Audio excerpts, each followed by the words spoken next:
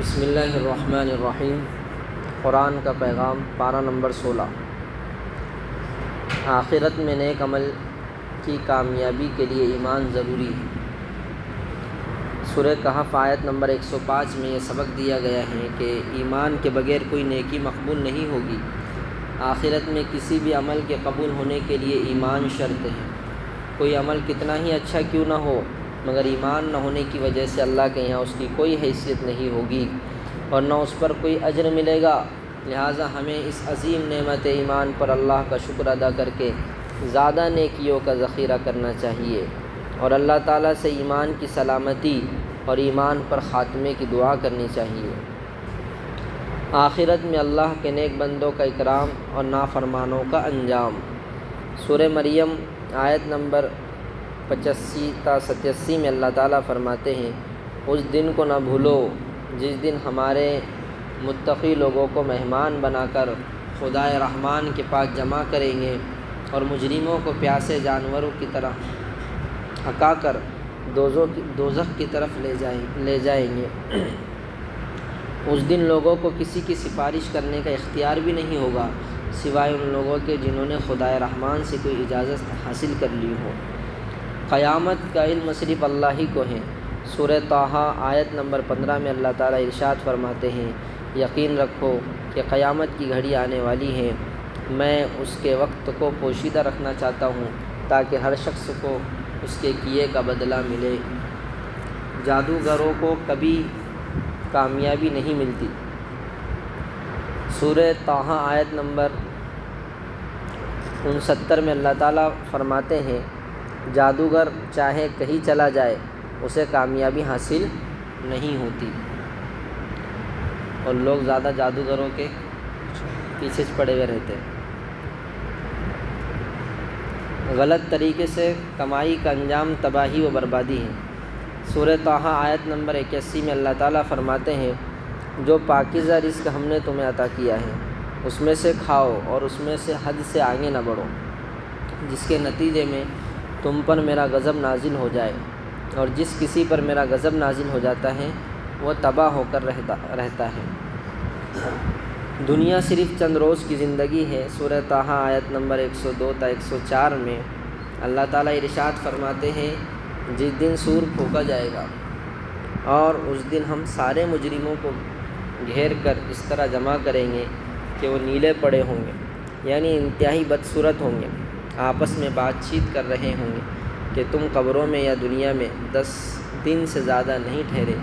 جس دنیا کی زندگی کے بارے میں وہ باتیں کریں گے اس کی حقیقت ہمیں خوب معلوم ہے، جبکہ ان میں سب سے زیادہ صحیح رائے رکھنے والا کہے گا کہ تم 1 دن سے زیادہ نہیں ٹھہرے۔ قیامت کا حال۔ سورہ طٰہٰ آیت نمبر 105 تا 112 میں اللہ تعالیٰ ارشاد فرماتے ہیں، لوگ تم سے پہاڑوں کے بارے میں پوچھتے ہیں کہ قیامت میں ان کا کیا حال ہوگا۔ جواب میں کہہ دو کہ میرا پروردگار ایسی قدرت رکھتا ہے کہ ان کو دھول کی طرح اڑا دے گا اور زمین کو ایسا ہموار چٹیل میدان بنا کر چھوڑے گا کہ اس میں تمہیں نہ کوئی ہمواری نظر آئے گی اور نہ کوئی بلندی۔ اس دن سب کے سب ایک آواز دینے والے کے پیچھے اس طرح چلے آئیں گے کہ اس کے سامنے کسی کا کوئی ٹیڑھا پن نہ رہے گا۔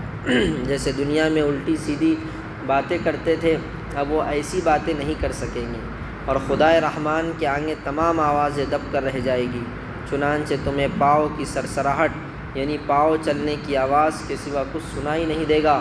اس دن کسی کی سفارش کام نہیں آئے گی سوائے اس شخص کی سفارش کہ جسے خدائے رحمان نے اجازت دے دی ہو اور جس کے بولنے پر وہ راضی ہو، اور وہ اللہ لوگوں کی ساری اگلی پچھلی باتوں کو جانتا ہے، اور وہ لوگ اللہ کے علم کا احاطہ نہیں کر سکتے، یعنی اللہ تعالیٰ کو کتنا علم ہے وہ انہیں کبھی معلوم نہیں ہو سکتا۔ اور اس دن سارے چہرے ہمیشہ زندہ اور باقی رہنے والے اللہ کے آگے جھکے ہوئے ہوں گے، اور جو کوئی ظلم کا بوجھ اٹھا کر لائے گا وہ ناکام ہوگا، اور جس نے نیک عمل کیے ہوں گے جبکہ وہ مومن بھی ہو تو اسے نہ کسی زیادتی کا خوف ہوگا اور نہ کسی حق تلفی کا، یعنی ایسا شخص کامیاب ہو جائے گا۔ قرآنی احکامات پر عمل نہ کرنے کی وجہ سے روزی میں تنگی اور آخرت میں عذاب ہوگا۔ سورہ طٰہٰ آیت نمبر 124 تا 126 میں اللہ تعالیٰ ارشاد فرماتے ہیں، جو شخص میری نصیحت سے منہ موڑے گا تو اس کو بڑی تنگ زندگی ملے گی، اور قیامت کے دن ہم اسے اندھا کر کے اٹھائیں گے۔ وہ کہیں گا کہ یا رب، تو نے مجھے اندھا کر کے کیوں اٹھایا، حالانکہ میں تو آنکھوں والا تھا۔ اللہ کہے گا، اسی طرح ہماری آیتیں تیرے پاس آئی تھی، مگر تو نے انہیں بھلا دیا، اور آج اسی طرح تجھے بھلا دیا جائے گا۔ نماز کی پابندی کرنے کے ساتھ ساتھ گھر والوں کو بھی نماز کا حکم کرو۔ سورہ طٰہٰ آیت نمبر 132 میں اللہ تعالیٰ فرماتے ہیں، اپنے گھر والوں کو نماز کا حکم دو اور خود بھی اس کے پابند رہو۔ پارہ نمبر 17، شریعت کا حکم معلوم نہ ہونے پر کسی جانکار عالم سے معلوم کرو۔ سورہ انبیاء آیت نمبر 7 میں اللہ تعالیٰ فرماتے ہیں، اگر تمہیں خود علم نہیں ہے تو نصیحت کا علم رکھنے والوں سے پوچھ لو، قیامت کے دن کسی پر ظلم نہیں کیا جائے گا۔ سورہ انبیاء آیت نمبر 47 میں اللہ تعالیٰ فرماتے ہیں، ہم قیامت کے دن ایسی ترازو لا رکھیں گے جو سراپا انصاف ہوگی، چنانچہ کسی پر کوئی ظلم نہیں ہوگا، اور اگر کوئی عمل رائی کے دانے کے برابر بھی ہوگا تو ہم اسے قیامت کے دن سب کے سامنے لے آئیں گے، اور حساب لینے کے لیے ہم کافی ہیں۔ اللہ تعالی ہم سب کو قرآن کے اس پیغام پر عمل کرنے کی توفیق عطا فرمائے۔ سبحان اللہ وبحمدہ، سبحانک اللہم وبحمدک، نشہد ان لا الہ الا انت، نستغفرک ونتوب الیک۔ سبحان ربک رب العزۃ عما یصفون، وسلام علی المرسلین، والحمد للہ رب العالمین۔ شامل عبادت ہے